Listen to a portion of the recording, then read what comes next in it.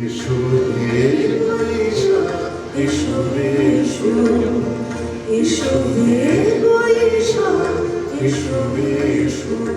কবিগুরু রবীন্দ্রনাথ ঠাকুরের এই গান নতুন বাংলা বছর এলে আনমনে গেয়ে ওঠে না এমন সুরানুরাগী হয়তো কমই আছে। তাই তো রাজধানীতে Indian high commission, Indira Gandhi cultural centre আর HSBC ব্যাংকের আয়োজনে নতুন বছরকে বরণ করে নিতে দ্বৈত গলায় এই গানটি গেয়ে ওঠে সুরের পাখিরা।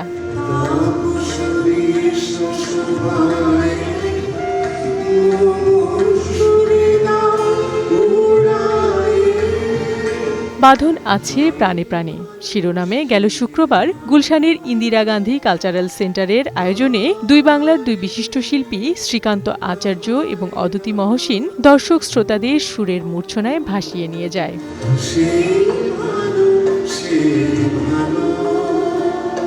শুরুতেই মঞ্চে আসেন শিল্পী অদিতি মহসিন। একে একে গেয়ে শোনান রবীন্দ্রসঙ্গীত এবং পঞ্চকবির বেশ কয়েকটি গান। দেশবন্দনার পাশাপাশি গানগুলোতে ফুটে ওঠে বিশ্ব শান্তি ও মানবতার সুর।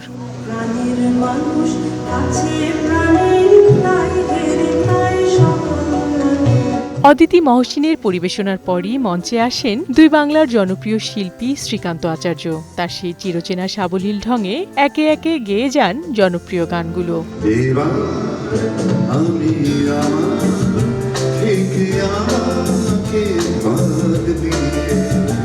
নিজের জনপ্রিয় গানের পাশাপাশি হেমন্ত মুখোপাধ্যায়ের গানগুলো গেয়ে চলেন আপন গায়কিতে। গানের মাঝেই তুলে ধরেন নানা স্মৃতিকথা।